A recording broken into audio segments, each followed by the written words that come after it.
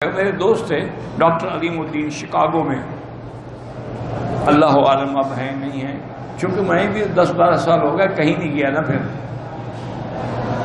تو وہ بڑا اچھا ڈاکٹر، ہمارا تو خیر تعلق والے دوست تھے، تو اس کی ڈیوٹی ہفتے میں ایک دن وہاں کی جیل میں بھی لگی ہوئی تھی کہ وہ جیل کے اندر جو مریض ہیں ان کو دیکھنے کے لیے جاتا تھا۔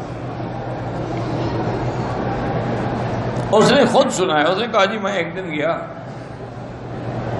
تو میں نے دیکھا کہ ایک آدمی بیٹھا ہوا پینٹ کر رہا ہے، پینٹنگ بنا رہا ہے، میں دیکھ کے حیران ہو گیا، اتنی اچھی پہنے کہ یار تم تو، انہوں نے کہا جی میرا یہ فن ہے، اب میں کیا کروں، میں مقدمے میں پھنس گیا، اب جیل میں بیٹھا ہوں اور موت کا انتظار کر رہا ہوں۔ انہوں نے اتنی مہربانی کی ہے کہ مجھے سامان لا کے دے دیا ہے، میں پینٹنگ بناتا ہوں، بک جاتی ہیں، ان کو بھی فائدہ ہو جاتا ہے۔ میں نے کہا اچھا ٹھیک ہے۔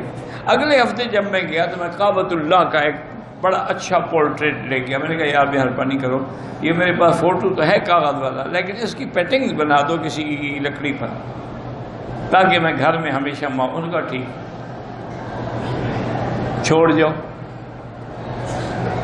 میں نے اس کے کمرے میں رکھ دیا، وہ کہتے ہیں خدا کی شان یہ ہے کہ میں 2 مہینے کی چھٹی پہ چلا گیا، مجھے وہ یاد ہی نہیں رہی کہ میں نے پینٹنگ دی تھی۔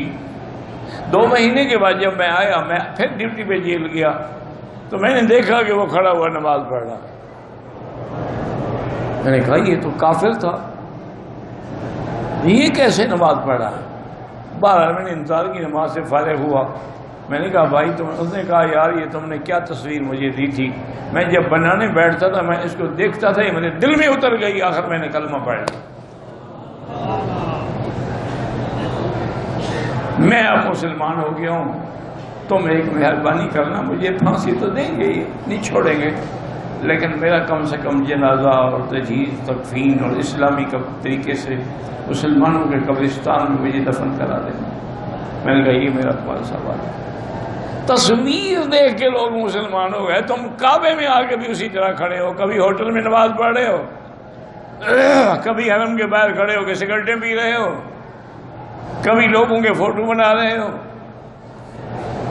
کبھی غیر محرم عورتوں پر نظر ڈال کے ان کے حسن کے جلوے دیکھ رہے ہو۔ ایسا آنے کا کیا فائدہ ہے اور دعاؤں کا کیا فائدہ ہے؟ کچھ بھی نہیں ہوتا۔